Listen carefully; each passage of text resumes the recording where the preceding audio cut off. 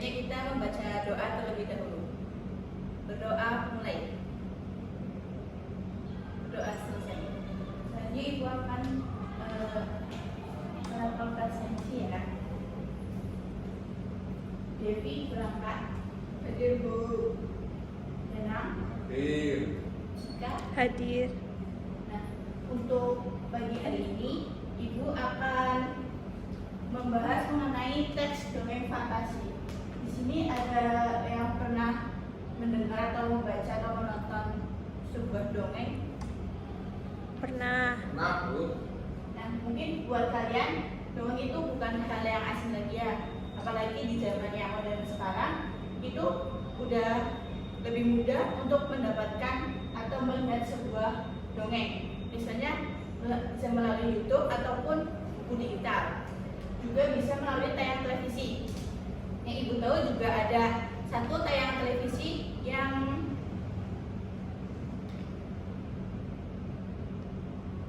menayangkan sebuah dongeng, tetapi ada pembelajaran di situ. Kalau nggak salah itu judulnya pada zaman dahulu yang menceritakan tentang seorang kakek yang mengasuh kedua cucunya. Ketika cucunya melakukan sebuah kesalahan atau salah melakukan sesuatu, kakak itu memberikan nasihat kepada cucu itu melalui sebuah dongeng yang dia ceritakan. Nah, jadi sebuah dongeng itu bukan hanya cerita semata, tapi juga kita bisa memberikan nasihat melalui dongeng tersebut. Nah, kita langsung masuk ke materi aja ya. Yang selanjutnya itu apa itu teks dongeng fantasi? Teks dongeng fantasi merupakan sebuah jenis cerita yang dibuat berdasarkan imajinasi penulis melalui pengalaman, pandangan, tafsiran, kecendekiaan, wawasan, dan penilaian terhadap berbagai peristiwa. Nah, untuk peristiwa itu bisa berupa peristiwa yang nyata ataupun hanya ada di dalam pemikiran si penulis saja. Dan juga penulis menggunakan bahasanya sebagai alat untuk mengungkapkan sebuah imajinasi ataupun wawasan pengetahuannya. Yang selanjutnya itu ada ciri-ciri teks dongeng fantasi. Yang pertama, fantasi atau khayalan. Fantasi itu merupakan sebuah cerita rekaan, sedangkan khayalan itu sebuah khayalan dari seorang penulis. Yang kedua itu ada gaya bahasa bebas. Gaya bahasa bebas yang digunakan dalam dongeng itu menggunakan gaya bahasa yang variatif, komunikatif, dan dialog antar tokoh. Terus yang ketiga ada tokoh yang unik. Tokoh yang unik itu bisa kita lihat dari bentuk fisik si tokoh yang di luar akal sehat. Misalnya tokoh tersebut digambarkan mempunyai kekuatan yang di luar logika kita, memiliki kemampuan yang di luar logika kita. Terus yang keempat itu ada ide cerita yang terbuka. Ide cerita terbuka itu maksudnya ide itu berasal dari sebuah angan-angan atau khayalan seorang penulis dan bukan peristiwa yang masuk akal, sehingga ide tersebut sering digunakan dalam cerita fantasi. Yang kelima itu ada latar. Latar itu tokoh berada di dalam latar ruang dan waktu yang tidak masuk akal karena dapat menembus ruang dan waktu. Yang karena ada keanehan, kemisteriusan, dan keajaiban. Di dalam teks dongeng fantasi tentunya ada sebuah keanehan, kemisteriusan, dan keajaiban. Sebab hal itu sebelumnya belum dipikirkan sebelumnya tidak dipikirkan oleh manusia. Terus yang selanjutnya unsur intrinsik dongeng fantasi. Yang pertama itu ada tema. Tema itu gagasan atau ide cerita yang menjadi dasar pengembangan seluruh cerita. Terus yang kedua itu ada tokoh atau penokohan. Tokoh itu merujuk pada tokoh yang ada dalam cerita. Sedangkan penokohan itu merujuk pada sifat tokoh tersebut. Terus yang ketiga itu rangkaian, yang tiga itu alur. Alur itu rangkaian rangkaian peristiwa berdasarkan sebab akibat di dalam cerita yang telah dikisahkan. Yang keempat itu ada latar. Latar itu bisa berupa latar tempat, latar waktu, ataupun latar suasana yang menggambarkan sebuah peristiwa cerita yang dikisahkan secara konkret. Terus yang kelima itu ada sudut pandang. Sudut pandang itu pandangan seorang pengarang dalam menyampaikan cerita agar cerita itu terlihat lebih hidup oleh pembaca atau pendengar. Terus yang keenam itu ada amanat. Amanat itu pesan moral yang disampaikan pengarang terhadap pembaca mengenai cerita yang telah dikisahkan. Sampai sini apakah ada pertanyaan? Belum. 3 belum. Ibu ada satu video buat kalian simak terlebih dahulu ya.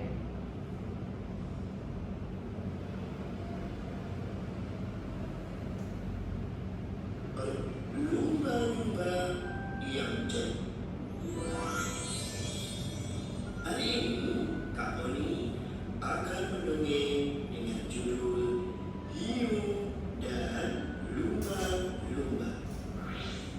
Di kedalaman samudra yang luas, ada seekor lumba-lumba yang ceria.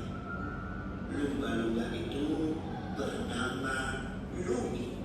Ia memiliki teman, Pangeran Haku, putra dari Raja Hiu yang kuat. Meskipun banyak perbedaan, mereka bersahabat baik. Lumi tinggal di terumbu karang yang indah. Lumi menjadi teman bagi semua makhluk laut di sekitarnya. Sementara Pangeran Haku tinggal di istana laut yang dipimpin oleh Raja Hiu. Suatu hari, sebuah bencana menghantam kerajaan dan sekitarnya. Ada sebuah kapal merusak sebagian istana dan mencari penghuni istana. Raja Hiu dan Pangeran Haku terperangkap di jaring nelayan yang besar.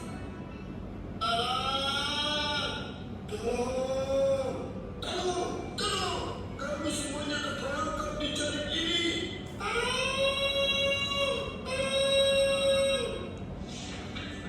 Lumi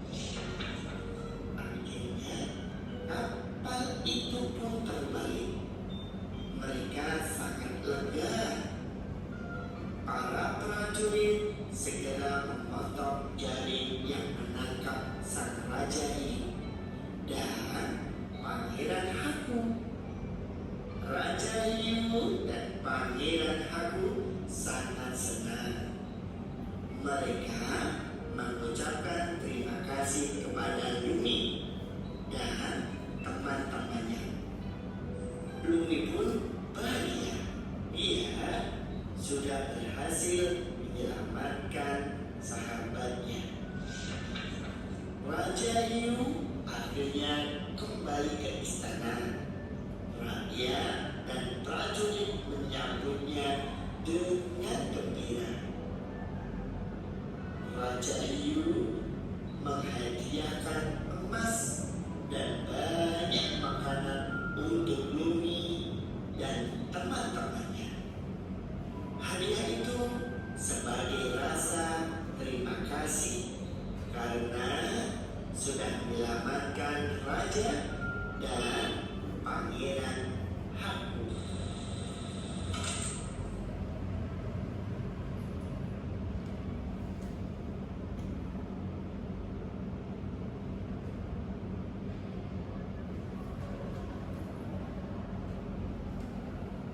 Nah, dari tayangan video tadi, Ibu mempunyai 2 pertanyaan.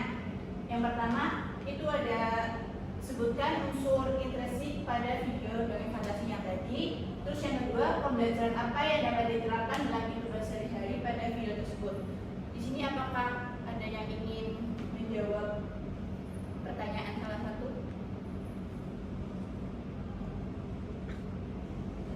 Saya Bu, saya mau menjawab pertanyaan nomor 1. Apakah ada yang ingin menjawab dari 2 pertanyaan yang di atas? Saya ingin menjawab pertanyaan nomor 1 yang sebutkan unsur intrinsik dari video dongeng fantasi yang tadi. Unsur intrinsiknya yang pertama ada tokoh dan penokohan. Yang pertama ada tema ya Bu. Yang kedua tokoh dan penokohan. Kemudian latar atau setting. Setelah itu sudut pandang dan juga amanat. Sedangkan tema dari video yang ditayangkan Ibu tadi, temanya yaitu persahabatan dan juga keberanian. Dongeng yang Ibu tayangkan tadi mengajarkan pentingnya kerjasama dan persahabatan dalam mengatasi tantangan. Kemudian tokoh dan penokohannya, yang pertama Hiu itu sebagai pangeran Haku, itu digambarkan sebagai makhluk yang kuat namun membutuhkan bantuan dari teman-temannya. Kemudian yang kedua ada lumba-lumba atau Lumi, itu digambarkan sebagai makhluk yang cerdas, cepat, dan penuh dengan rasa ingin tahu. Kemudian alurnya Bu, alur atau plot dari dongeng yang ditayangkan tadi itu mulai dari pengenalan karakter, kemudian munculnya konflik atau masalah yang harus diselesaikan bersama, yang kemudian mencapai klimaks ketika mereka menghadapi bahaya dan juga resolusi ketika masalah terselesaikan.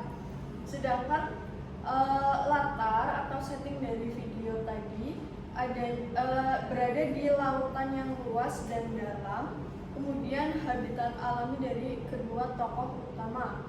Sudut pandang dari video dongeng tadi itu sudut pandang orang ketiga, yaitu narator mengetahui semua peristiwa dan perasaan dari tokoh-tokoh yang memainkannya. Dan yang terakhir amanat atau pesan moral, itu adanya pentingnya persahabatan, kerjasama, dan juga keberanian dalam menghadapi masalah. Itu Bu. Ya, jawaban dari Mbak Devi sudah sangat bagus. Bisa beri tepuk tangan untuk Mbak Devi. Ya, yang selanjutnya yang nomor 2, apakah ada yang ingin menjawab? Saya Bu. Ya, Mbak Cika, silakan. Yang kedua itu pembelajaran apa yang dapat diterapkan dalam kehidupan sehari-hari pada video tersebut. Pembelajaran dari dongeng Hiu dan lumba-lumba yang dapat diterapkan dalam kehidupan sehari-hari itu meliputi ada kerjasama, menghadapi tantangan bersama-sama dapat membuat tugas yang sulit menjadi lebih mudah. Dalam kehidupan sehari-hari, bekerja sama dengan orang lain membantu mencapai tujuan bersama. Kemudian yang kedua, persahabatan. Menjalin hubungan yang baik dengan orang lain dapat memberikan dukungan emosional dan bantuan praktis ketika diperlukan. Kemudian yang ketiga ada keberanian. Menghadapi ketakutan dan tantangan dengan berani adalah hal penting untuk pertumbuhan pribadi dan mengatasi rintangan dalam hidup. Selanjutnya yang keempat ada kepedulian, yaitu menunjukkan perhatian dan kepedulian terhadap sesama dapat menciptakan lingkungan yang lebih harmonis dan juga mendukung. Begitu, Bu. Ya, jawaban dari Mbak Cika juga sudah sangat bagus. Bisa beri tepuk tangan untuk Mbak Cika. Tentunya mengenai materi teks sebagai tadi, bisa kita simpulkan bahwa dongeng itu bukan hanya cerita, tetapi juga pembelajaran hidup yang berharga. Mari kita ambil hikmahnya dan terapkan dalam kehidupan sehari-hari. Nah, kita bisa terapkan dalam kehidupan sehari-hari itu dengan kita membacakan dongeng. Misalnya ibu membacakan dongeng kepada anaknya atau memberikan tontonan sebuah dongeng seperti dongeng yang tadi ibu tayangkan. Karena itu dapat mengasah pikiran si anak dan juga dapat meningkatkan kemampuan emosional dan sosial si anak tersebut. Sampai sini apakah ada pertanyaan? Belum. Jika belum, Ibu akhiri pembelajaran di pagi hari ini dengan bacaan hamdalah. Alhamdulillahirabbil alamin. Sekian, wassalamualaikum warahmatullahi wabarakatuh. Waalaikumsalam warahmatullahi wabarakatuh.